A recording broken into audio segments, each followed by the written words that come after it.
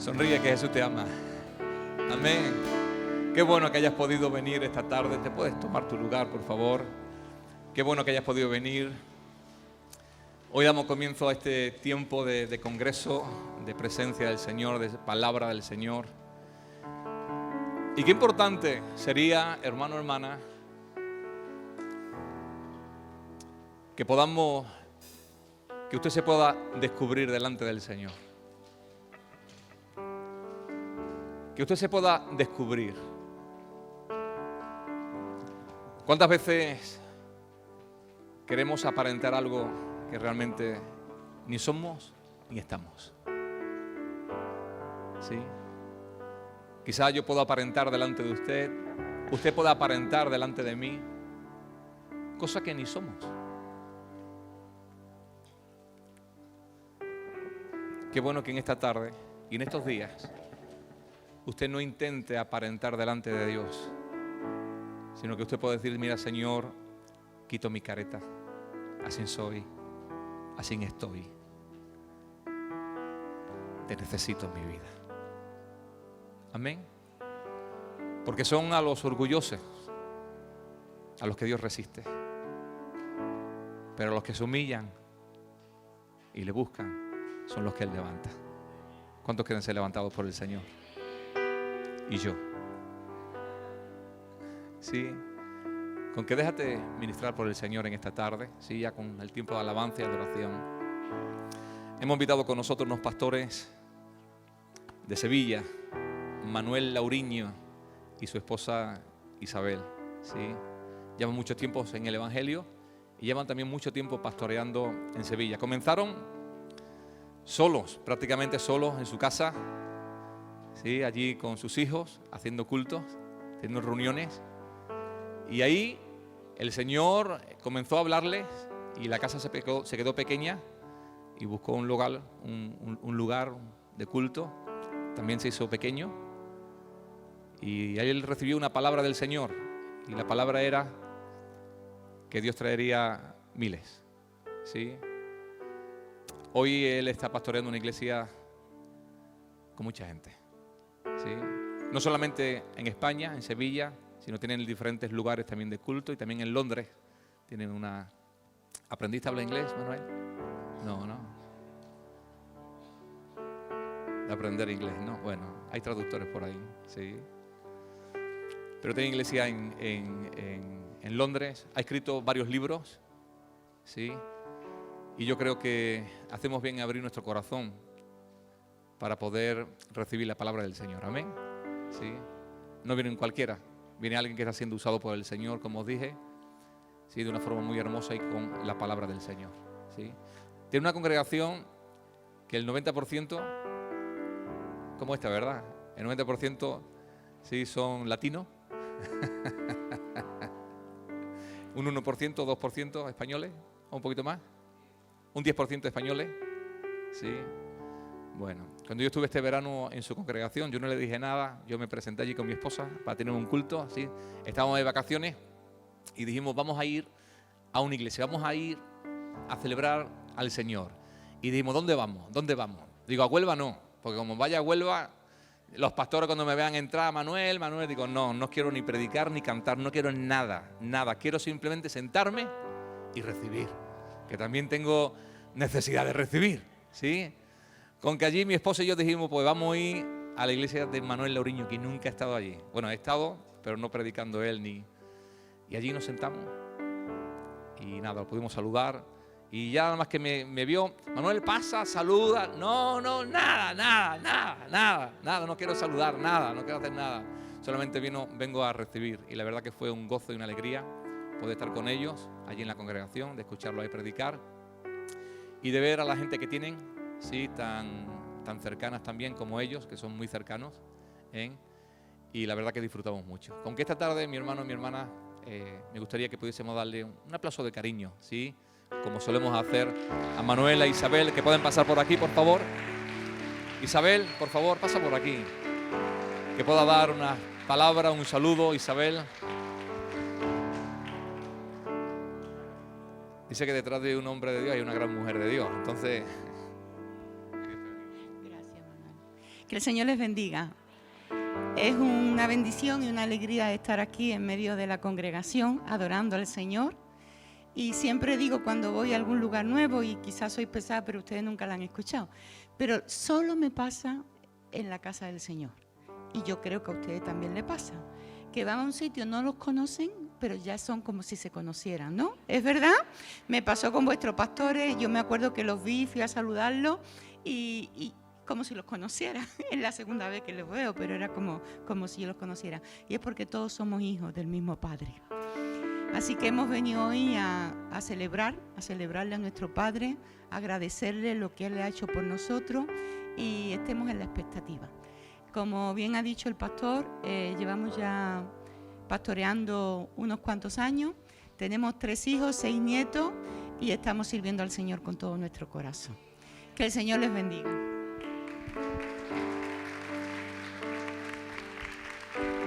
Aleluya. Sí, aquí tenéis a 2 abuelos. Es una bendición ser abuelo. El mayor tiene 12 añitos y las chicas son mellizas, 2 añitos. Así que se nos caen las babas allí con ellos, es una bendición. Dios mío, qué alegría disfrutar de los nietos. Bueno, pues sí, la verdad es que llegaron este verano y los invitamos a comer y ni siquiera se quisieron quedar a comer. No, ya nos vamos, venían ahí así. Pero quiero darte gracias por la invitación. Yo sé, yo soy pastor y no se invita a cualquiera. Los pastores somos muy celosos a quien le dejamos el púlpito. Así que gracias por la confianza. Intentaré no defraudar. Yo lo digo en serio, cuando llego a una iglesia, y lo hice con él, ¿cómo he visto? ¿Por qué? Porque yo entiendo que aquí soy oveja. En mi iglesia soy pastor, aquí soy oveja y me tengo que someter al ministerio que está presidiendo. Amén. Yo no puedo ir a un sitio y tratar de imponer, sino que tengo que someterme. Los cristianos tenemos que tener muy claro el principio de sumisión. Y donde vayamos, tenemos que tener el radar puesto. ¿A quién me tengo que someter? Si voy al hospital, me tengo que someter al médico. Si voy a una iglesia, me tengo que someter al pastor que está en la iglesia. Si llega un policía, me tengo que someter al policía.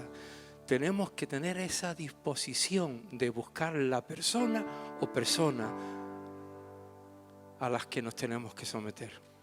Y entonces cuando Dios nos usa, entonces cuando mejor van las cosas. Amén.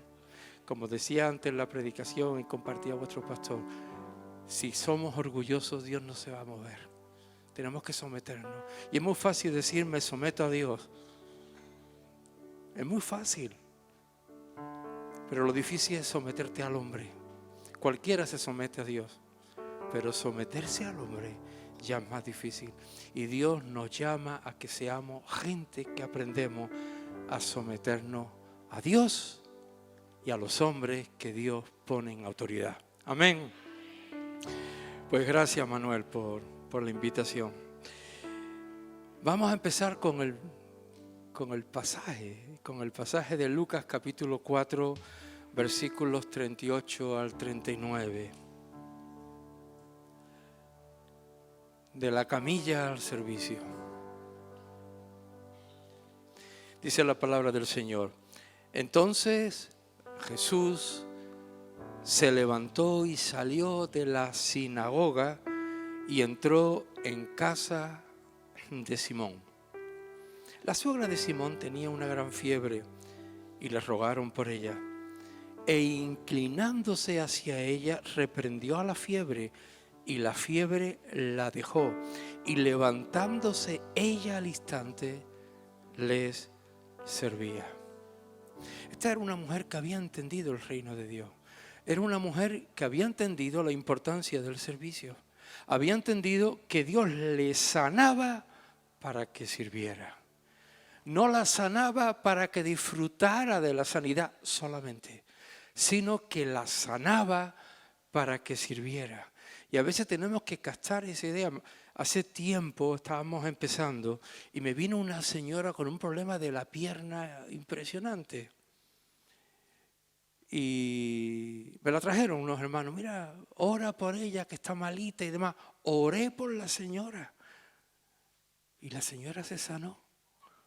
Pero como se sanó, dejó de venir a la iglesia porque ya podía ir a la discoteca a bailar. No entendió nada. Hermano, esto es tal cual. Tal cual. Digo, si lo sé, no oro. Mejor cojito y sirviendo a Dios que sano y pecando. ¿O no? ¿Sí o no? Claro que sí. Pero esta mujer entendió el reino de Dios. Esta mujer entendió la importancia del servicio. Y en este pasaje hay muchas enseñanzas que podemos captar. Muchas. Lo primero dice que Jesús salió de la sinagoga y entró en la casa de Simón. Del templo a la casa. Fíjate qué cosa más importante. Hay gente que son muy buenos cristianos en la iglesia, pero llegan a la casa y ay. Padre, guárdanos. Tenemos que ser siervos de Dios en el templo y tenemos que ser siervos de Dios en la casa. Y tenemos que entender que Dios nos sana para que seamos sus siervos en cualquier contexto, en cualquier lugar. ¿Por qué venimos a la iglesia? Porque venimos a cargar las pilas, venimos a acercarnos a Dios, venimos a tener comunión con otra gente que sienten, piensan y aman a Dios igual que tú. Y qué bueno venir a la iglesia, pero luego nos vamos de la iglesia. Unos se van a las escuelas, otros se van a los trabajos, otros se van a otro sitio. No estamos 24 horas, 7 días aquí metidos, ¿sí o no? ¿O hay alguien que está aquí todo el tiempo? No, estamos aquí y salimos fuera. Donde vamos tenemos que ir con la visión de que Dios nos ha llamado a que sigamos sirviendo en cualquier contexto. Así que Jesús está en la sinagoga y entra en la casa de Simón. Tu casa tiene que ser un lugar de servicio y de bendición en la obra de Dios.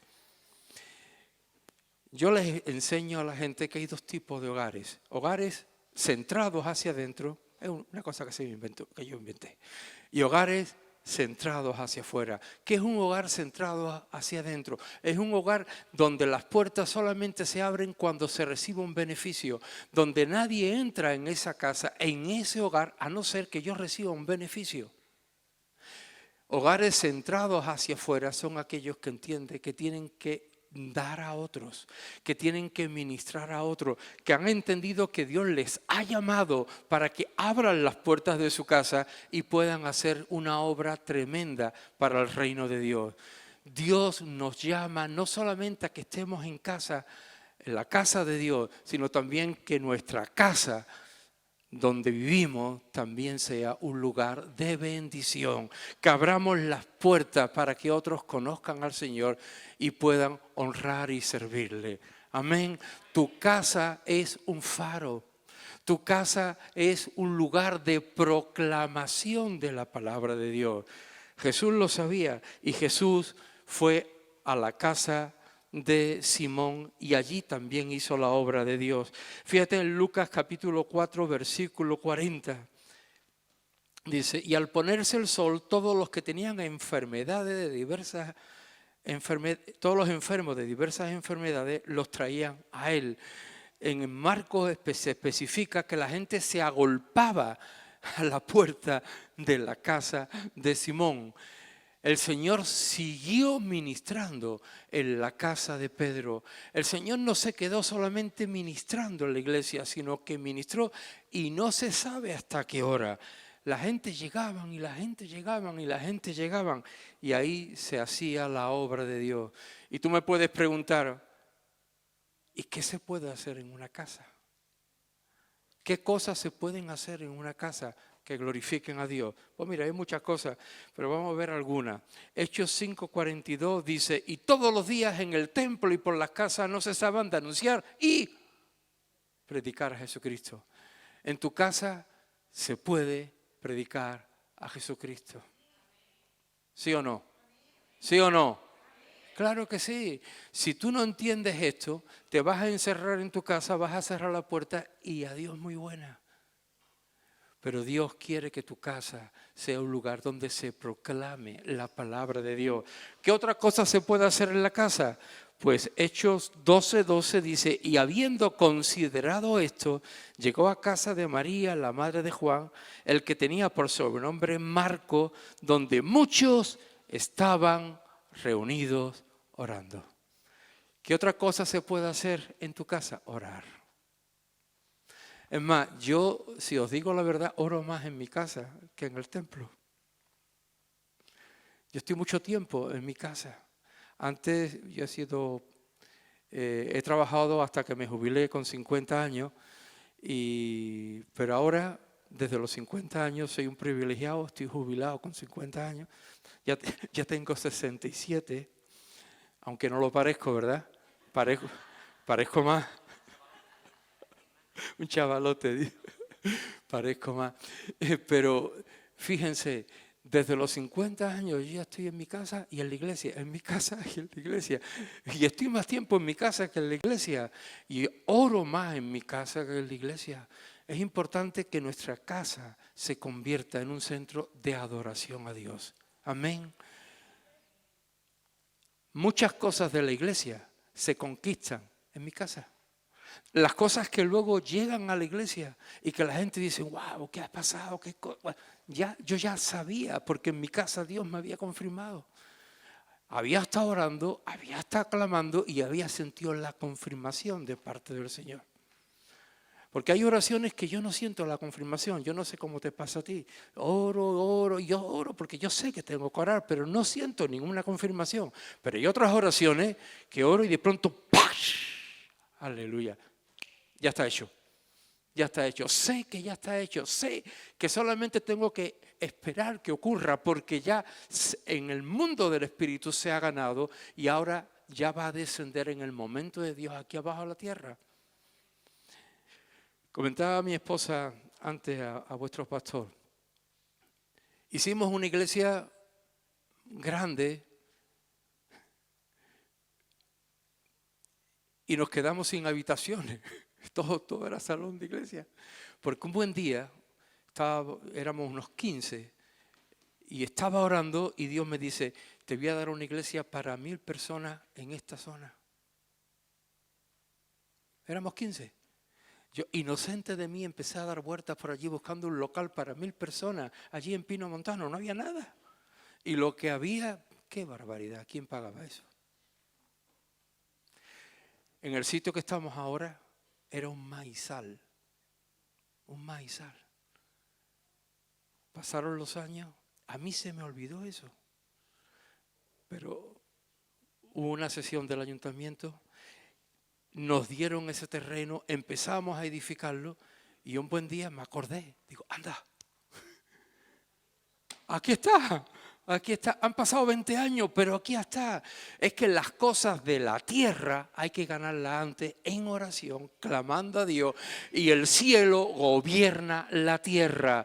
Cuando tú entiendes la importancia de la oración, van a empezar a pasar cosas extraordinarias en tu vida, en la iglesia, incluso a más niveles.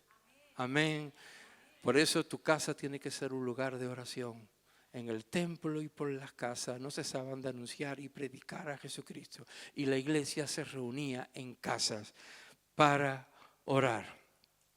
La segunda cosa que vemos es que Jesús se interesa por los problemas que hay en tu hogar. La suegra de Simón tenía una gran fiebre. Hermano, a él le importa lo que le pasa a tu familia. Al Señor le importa lo que te pasa a ti. Al Señor le importa si no llegas a final de mes para pagar el alquiler. Al Señor le importa. El Señor te ama, ama a tu familia y le da importancia a las cosas que te pasan y se preocupa. Llegó a la casa de Pedro, vio que estaba la señora enferma, oró y se sanó. Al Señor le preocupan las cosas que te pasan. Tú puedes estar descansado. Te pueden pasar 1000 cosas, pero tú puedes estar descansado y tranquilo sabiendo que tu vida es importante para Dios. No eres algo que está por ahí perdido. Eres algo que está en el corazón de Dios. Eres algo que está en el sentimiento de Dios. Dios se preocupa por ti y por tu familia. Y es importante que lo entendamos, porque a veces nos encontramos un poco como así, como cuando vienen los problemas, ¿verdad? Estamos así, ay Señor, ¿qué pasa? ¿Por qué me pasa? Ay Señor, tranquilo, Dios se preocupa por ti. No sé si estás pasando momentos difíciles. Es normal que en una iglesia haya por lo menos 5 o 6 personas que estén pasando momentos difíciles. Pero quiero decirte algo, da igual el problema por el cual estés pasando, o no da igual. A ninguno nos da igual los problemas por los que pasamos, pero lo que sí quiero decirte es que Dios se preocupa de tu problema. Dios está mirando ese problema y quiere ayudarte y quiere solventarlo.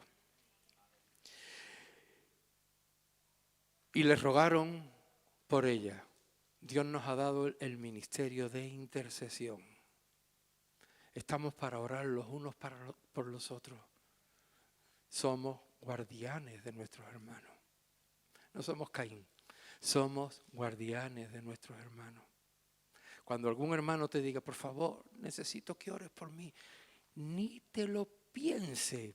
Empieza a orar por él, empieza a interceder por él, empieza a clamar a Dios por él. Cuando tú te vuelcas hacia otro es cuando empiezas a recibir. ¿Sabías eso? Si Dios quiere, mañana por la tarde o el domingo por la mañana, una de las cosas que voy a compartir es la importancia de soltar. Cuando te adueñas de las cosas es cuando pierdes la bendición. Cuando sueltas las cosas es cuando viene la bendición a tu vida. Dios quiere que sepamos que nada es nuestro. Del Señor es la tierra y su plenitud, el mundo y todos los que en él habitan. Dile a que está al lado, nada es tuyo, nada es tuyo, todo es del Señor, nada es tuyo. Del Señor es la tierra y su plenitud, el mundo y los que en él habitan. Todo pertenece al Señor, amén. Es por eso que tenemos que entender que si alguien necesita algo, Dios te da el ministerio de intercesión para que ores por esa persona. Usted tiene el ministerio de intercesión. Yo sé que muchas iglesias tienen el ministerio de intercesión. No sé si aquí también tenéis un grupo. Nuestra iglesia tenemos hasta un pastor de intercesión. Entendemos que eso es importante. Y son como 20 personas o 30 personas. Antes del culto siempre están orando. El culto, tenemos 2 cultos, uno a las 10 y otro a las 12. A las 8 de la mañana ya hay un grupo de personas orando por el culto. Yo creo en la intercesión. Pero no nos podemos quedar únicamente en el ministerio de intercesión, en el grupo de los intercesores. Tenemos que entender que nosotros también tenemos que saber que somos intercesores. Amén. Cuando te enteres de algo, clama a Dios. Dios, con la información, te está dando la dirección hacia dónde tienes que orar. Y otra cosa que vemos aquí, otra enseñanza, es que Jesús tiene autoridad sobre la fiebre. Aleluya. Dale un aplauso al Señor. Oró por esa mujer y fue sana.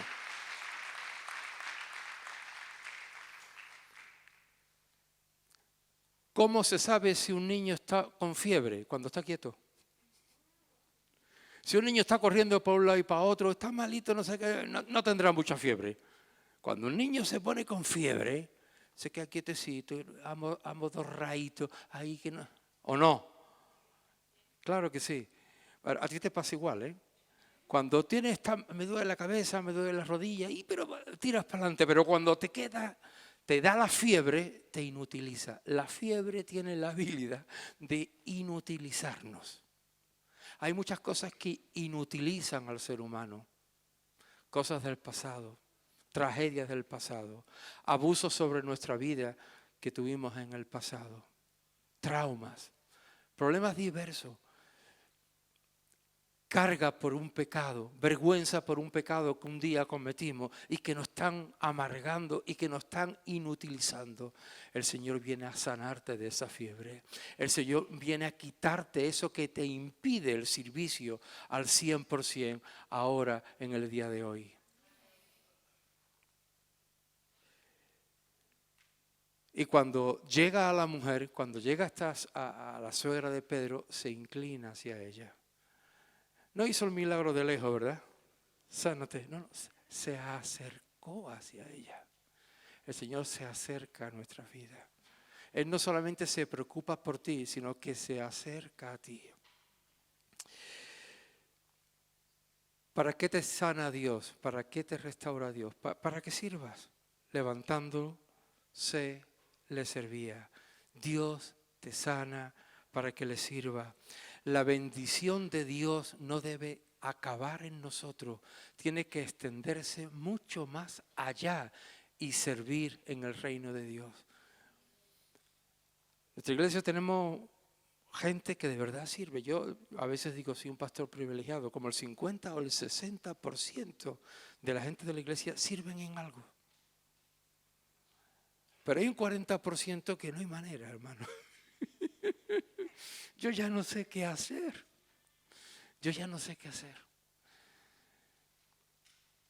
Oro, eso sí, oro, trato de animarlo, desde las predicaciones, los motivos, pero no hay manera. Hay gente que viene el domingo al culto y poco más, no le pidan más. Algunos por la edad, otros por otras cosas, pero no lo hacen. Dios nos sana para que sirvamos. Amén. Dios no quiere que tú seas alguien que viene el domingo y luego te levantas, te vas y adiós muy buena. Dios te sana para que sirva en la casa del Señor. Dios te sirva para que seas un miembro activo de la iglesia. Esta iglesia tiene muchas cosas. Atención a la gente que no tienen otra cosa y le estáis sirviendo, obra social. Ministerio de alabanza, ministerio de intercesión, tiene muchas cosas. Te puedes acoplar a cualquiera de ellas. Puedes decirle, pastor, necesito obedecer a Dios y servir. ¿Dónde puedo hacerlo? Dios está llamando, si no es el caso, si tu caso es de los que todavía no han dado el paso, Dios te está llamando para que tú le sirvas. Amén. El Señor vino para salvarte, sanarte y como contrapartida tú pudieras servirle. Así que pasamos de inútiles a siervos. Esa mujer estaba inútil. Tenía mucho potencial, pero era inútil. ¿Por qué era inútil? Porque no podía servir. La fiebre le impedía el servicio. Cuando viene Dios a nuestra vida, nos hace ser útiles cuando antes éramos inútiles. La meta de Dios es que en nuestra vida es que pasemos de inútiles a siervos. Amén. Y esto lo vemos en muchos pasajes. Mire, el Gadareno en Marcos capítulo 5, versículo 19, dice la palabra del Señor, mas Jesús no se lo permitió, sino que le dijo, vete a tu casa, a los tuyos, y cuéntales cuán grandes cosas el Señor ha hecho contigo, y cómo ha tenido misericordia de ti. Y se fue, y comenzó a publicar en Decápolis cuán grandes cosas había hecho Jesús con él, y todos se maravillaban. Con el Gadareno pasó lo mismo, un hombre endemoniado, un hombre que no podía hacer nada. Los demonios lo tenían atadito, bien atadito. Dice que rompía las cadenas, vivía en los cementerios. Qué situación tan horrible. Pero el Señor lo libera. ¿Y qué hace automáticamente? Quiero irme contigo, Señor, quiero irme contigo. Pero él también entendió autoridad. Y el Señor le dice, no te vas a venir contigo. Vas a ir a tu tierra, a Decápolis. Decápolis son 10 ciudades. Este hombre viviría en una de ellas, pero estaban retiraditas una de otra. Pero todas juntas formaban la Decápolis. Entonces este hombre recibió el encargo del Señor de ir ciudad por ciudad predicando lo que el Señor había hecho con él. Dios tiene un encargo para ti, contarle a la gente lo que Él ha hecho contigo. No somos gente, como decía antes la canción y demás, no somos religiosos, somos gente que hemos tenido un encuentro con el Señor, que nuestra vida cambió. Por eso tenemos que hacer partícipe a la gente del milagro que Dios ha hecho con nosotros. Las religiones dan un barniz. Como yo decía, algunas veces, le digo una vez a la gente, son cristianos de cumplimiento, cumplo y miento. No, el Señor no te llama a hacer nada de cumplimiento, quiere que seas íntegro y en esa integridad tú compartas con otros lo que Dios hizo. No te inventes nada. No hay nada que inventar. Dios ha hecho cosas gloriosas contigo. Solamente cuenta lo que Dios hizo contigo.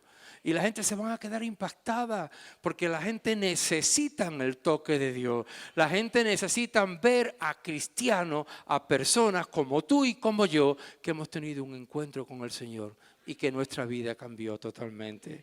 Dale un aplauso al Señor. Eso solo viene de su misericordia. Solo viene de su gracia, solo viene de su perdón, solo viene de Él. Estaba el otro día escuchando Amazing Grace, Sublime Gracia. ¿Saben de dónde viene ese himno? ¿Saben, verdad? Era un traficante de esclavos, un canalla, un sinvergüenza. Y el hombre se convierte, Newton se llamaba de apellido, el hombre se convierte. Y no solamente se convierte, sino que es consciente, como todos los que nos hemos convertido, de lo que hemos hecho mal en el pasado. El Señor siempre viene a mostrarnos lo que somos para que nos arrepintamos y luego viene su gracia que nos perdona.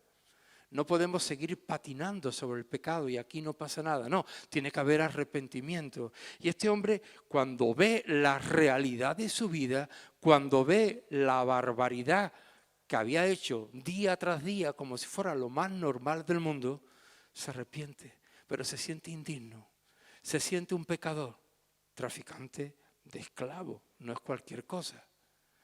Pero hay un momento en que él entiende que la gracia de Dios es más grande que su pecado. Él entiende que él merece el infierno, pero la misericordia de Dios, a pesar de lo que él merece, lo lleva al cielo. Y entonces compuso ese himno, Sublime Gracia, que a un pecador el Señor lavó. Esa es la gracia y esa es la misericordia de Dios. Eso es lo que tú y yo hemos vivido, eso es lo que hemos sentido, eso es lo que podemos compartir con otros. No tenemos que convencer a la gente de mil cosas. A veces, más que evangelizar, vamos a discutir. No tenemos que discutir, tenemos que contar solamente lo que Dios ha hecho con nosotros. Y es tan grande y es tan poderoso que la gente va a decir, Señor, yo quiero también eso que este hombre me está diciendo. Amén. Así que el gadareno obedeció al Señor, pero sirvió a Dios. Una vez que fue salvo, sirvió. Una vez que fue sano de la atadura de los demonios, sirvió. Así que hay un proceso. Número 1, Jesús sana. Número 2, servimos. ¿Para qué sana Dios? Para que sirva. Pero el proceso es ese. Tienes un encuentro con Dios, tienes un toque de lo alto y a partir de ahí empiezas a servir. Ese es el proceso normal y natural. La palabra servicio en griego es diácono, diaconía. Es la palabra griega que se utiliza para servicio. Yo sé que todas las iglesias tenemos diáconos, pero en realidad cualquiera que sirve es un diácono. Los pastores somos diáconos. Y de los buenos, ¿eh? A las 2 de la mañana, una vez me llamó una señora, a las 2 de la madrugada. Pastor, que los demonios no me dejan que me duerma.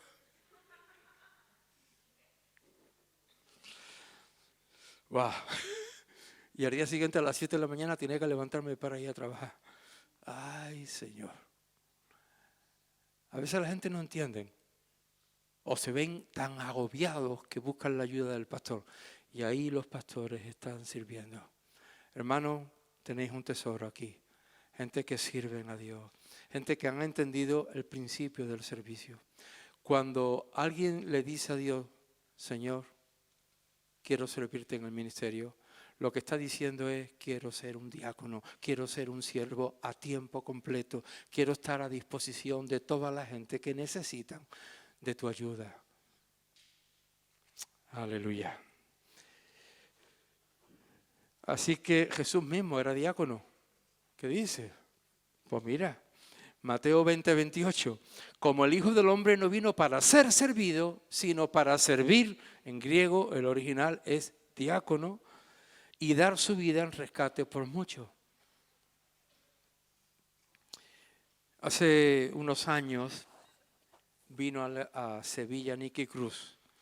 Hace 5 o 6 años. No sé si estuvieron ustedes allí en el Palacio de Congresos y Exposiciones. Vino Nicky Cruz.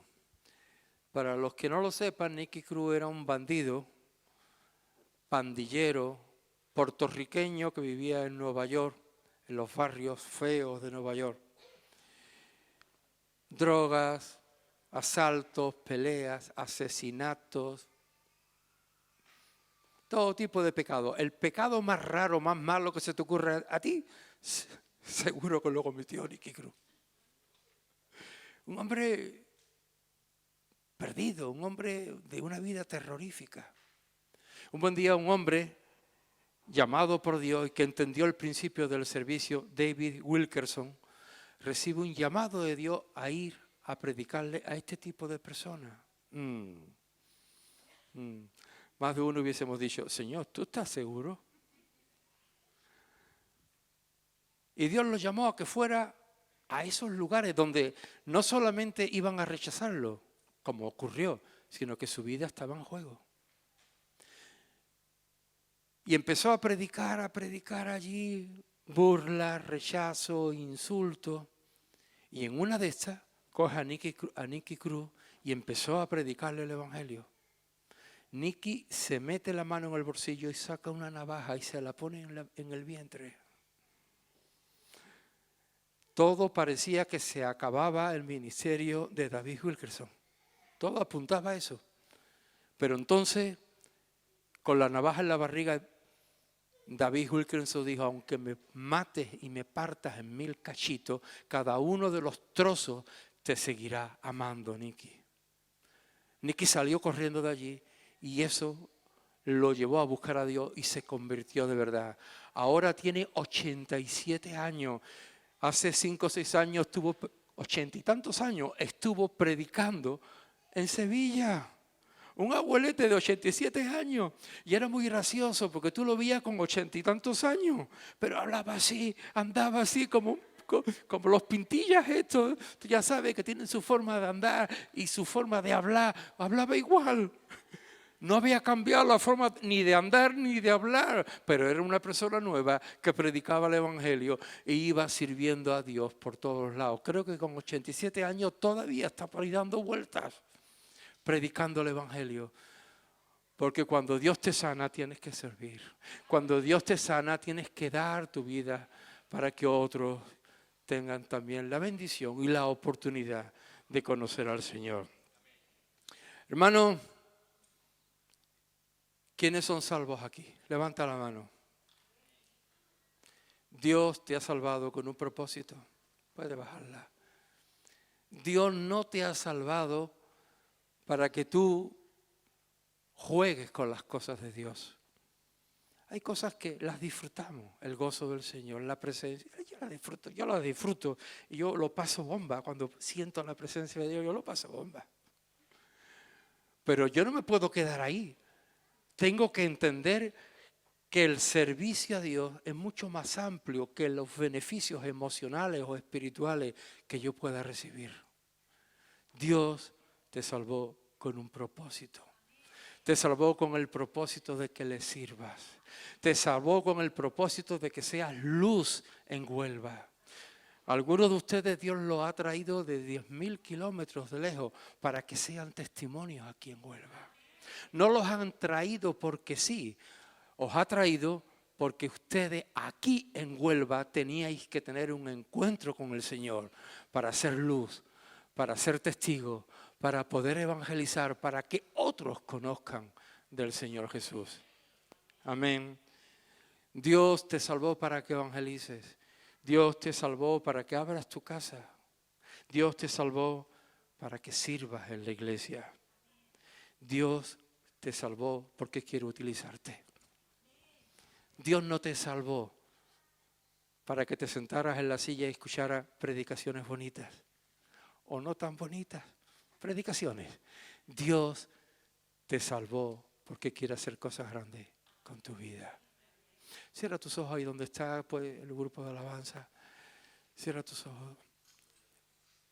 Si Dios te ha hablado hoy, si entiendes que tienes que dar un paso más allá en el servicio, si entiendes que Dios te quitó la fiebre para que lo sirvieras, es el momento de decirle, Señor, heme aquí. Quiero servirte. Quiero dar un paso más. Quiero seguir y andar más lejos, una milla más. Quiero, Señor, ser útil a quien vuelva. En el nombre de Jesús. En el nombre de Jesús. Heme aquí. Tú viniste a servir. Llamaste a Manuel y Pili para servir. Llamaste a Manuel e Isabel para servir. Pero también me estás llamando a mí. Si sientes el llamado de Dios, levanta tu mano ahí. Si entiendes que tiene que dar un paso más en el servicio, levanta tu mano y dile, Señor, heme aquí.